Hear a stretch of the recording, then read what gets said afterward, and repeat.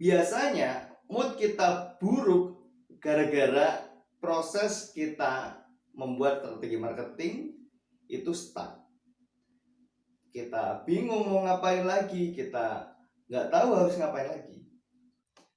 Agar berselancarmu di YouTube bermanfaat, dukung channel-channel yang menyediakan konten-konten bermanfaat. Salah satunya channel ini, channel Septian Trio Arizona. Subscribe sekarang juga, nyalakan loncengnya. Halo teman-teman semua, Assalamualaikum warahmatullahi wabarakatuh. Dengan saya Septian, seorang yang passion di dunia marketing. Teman-teman semua, di kesempatan kali ini saya ingin berbagi agar ketika kita membuat strategi marketing, kita punya mood yang baik. Semakin kita punya mood yang baik, semakin bagus pula apa yang akan kita rencanakan untuk mendatangkan pengunjung atau membuat strategi marketing di bisnis kita.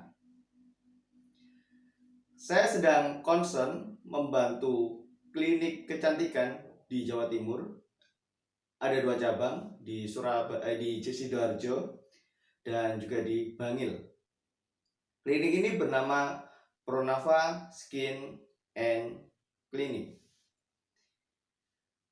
Nah, dalam keseharian saya membuat rencana-rencana marketing. Dan untuk bisa membuat rencana marketing yang bagus, maka saya membutuhkan mood yang bagus.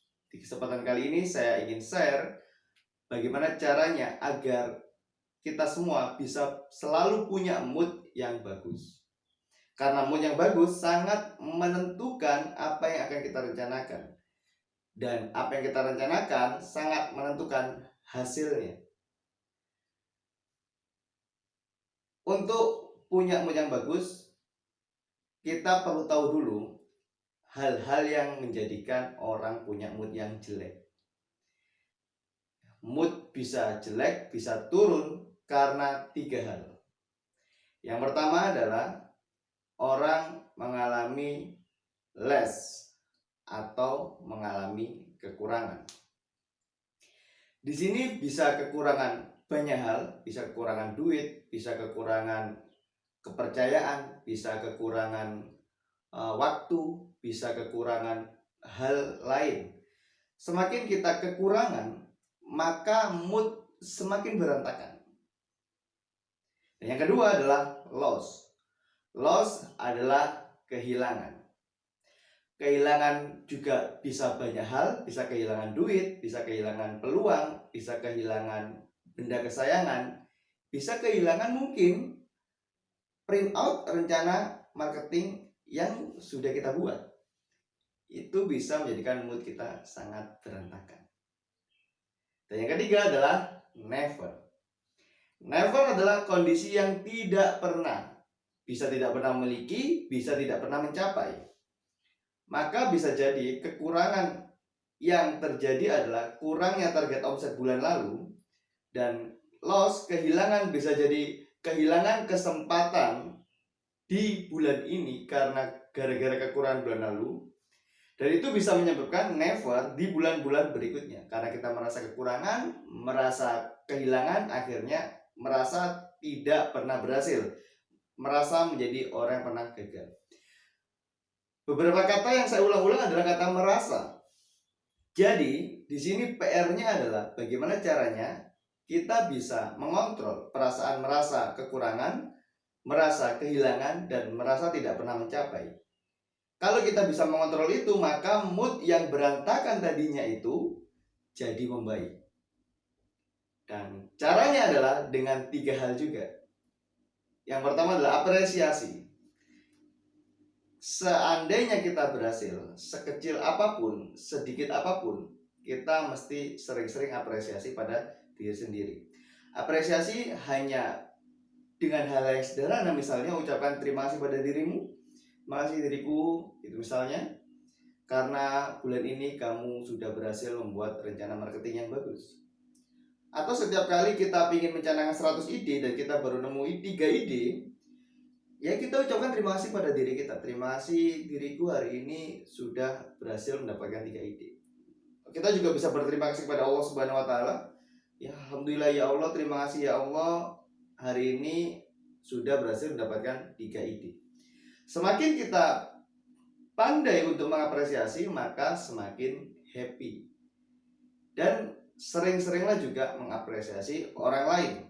Semakin kita sering apresiasi orang lain, maka orang lain juga akan lebih sering mengapresiasi kita. Dan setiap kita mendapatkan apresiasi, pasti kita mendapatkan perasaan yang menyenangkan. Dan dari perasaan menyenangkan itu, mood kita jadi membaik. Yang kedua adalah dengan learn and grow, dengan belajar dan bertumbuh. Biasanya mood kita buruk gara-gara proses kita membuat strategi marketing itu stuck. Kita bingung mau ngapain lagi, kita nggak tahu harus ngapain lagi. Maka di sini kita perlu sering-sering upgrade ilmu, belajar baca buku lagi, belajar dari YouTube, belajar dari artikel, belajar mendatangi guru-guru marketing kita yang sudah ngajarin kita di masa lalu. Kita silaturahmi lagi. Semakin kita belajar, maka semakin happy. Dan semakin happy, mood semakin membaik. Ini yang kedua. Ya. Yang ketiga adalah kita sering-sering bersyukur. Kita mensyukuri apapun yang sudah kita kerjakan dan apapun yang kita hasilkan.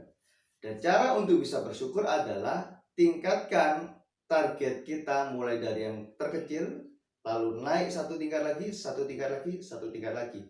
Kita akan kesulitan, saya tidak ngomong tidak bisa, saya ngomong kesulitan. Kita akan kesulitan untuk bisa naik ke anak tangga ke-10 kalau kita belum bisa menaiki level 1, 2, 3, 4, dan seterusnya.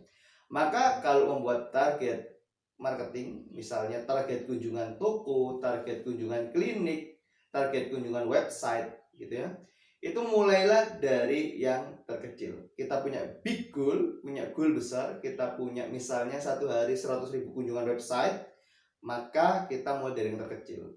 Hari ini kita mulai dari mungkin 10 kunjungan website. Kalau itu terjadi, maka kita jadi bersyukur. Kalau kita bisa mensyukuri 10, kita ingin meningkatkan lagi. Akhirnya jadi 20, 40, 100, 1000, dan sampai ke 100.000. Jadi, di kesempatan kali ini, kita berikan kesimpulan bahwasanya kalau ingin mood kita bagus, hindari yang namanya less, loss, and never. Dan sering-seringlah apresiasi, belajar, dan bersyukur. Mudah-mudahan bermanfaat. Assalamualaikum warahmatullahi wabarakatuh. Subscribe sekarang juga. Nyalakan loncengnya.